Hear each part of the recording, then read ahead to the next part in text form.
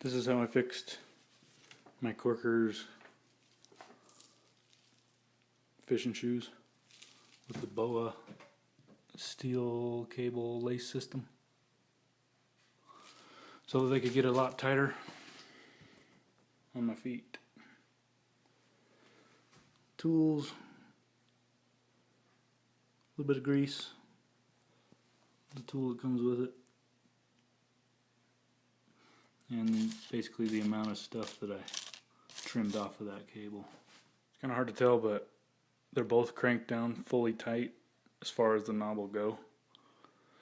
And this one here is the one that I've trimmed down, and this is the original length. So you're able to get quite a bit more cable tightened up by taking that out, which hopefully will make it tighter on my foot. So this is with the cables fully stretched out and loosened. And you can see this is the one I adjusted. Should be sufficient to get my foot in. This one is fully open with lots of excess cable. So I'm going to take some of that out. Taking the cap or the knob off is pretty straightforward. Just use a little tool, stick it in the hole, take the screw out. Then the cap comes right off. This is what it looks like inside. The ratcheting mechanism, very dry. I added some fishing rod reel grease to try to help lube things up and keep it running a little smoother. Picks up quite a bit of grit and a little bit hard to turn after a little while. Once you got the knob off, you just pop this thing out with a little tool here, and it comes right out. This is what it looks like inside. It's kind of tricky to get that thing out, but should be able to get it out pretty easily. Then the cables come right through, and one is run into each side and then through and then doubled back over itself with the tail end stuffed into the end, and that's all you really got to do. Just take one off and then feed the excess through,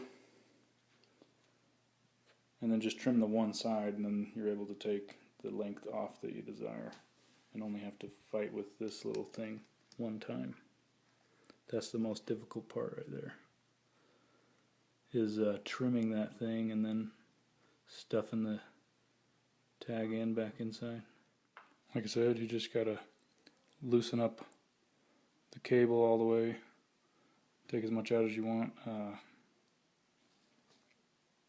and that pick tool really helps with that. So then you just pop the end all the way out of there and then you trim it off. So here where you can see that I fought with the ends a little bit. Once you cut it, it's not easy to fish that thing back in there because it wants to fray for you. So I recommend that you bend it first with your pliers, and then once it's bent over, then cut the end off that you want. Still is going to fray a little bit, but hopefully it'll be a little bit easier to work with. So you bend it over with your pliers before you cut it off.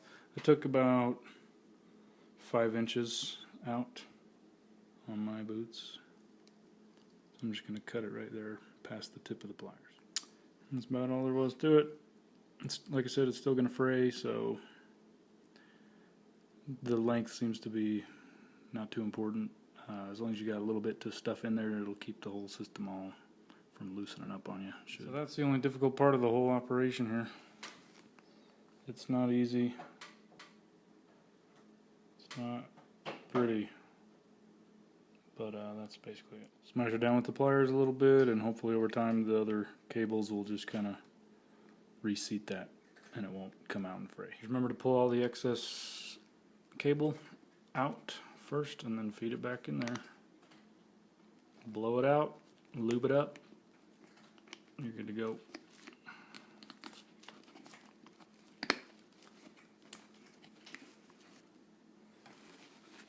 Just kind of straighten it out.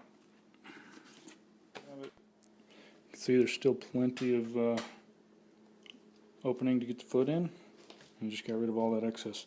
My theory is what it was doing was there's too much cable in there bunching up, so that can only wrap around that spool so much, and then you run out of any more to tighten down, and that's what my problem was. And now with the waders on, I could finally get a full nice cinch down on that cable system.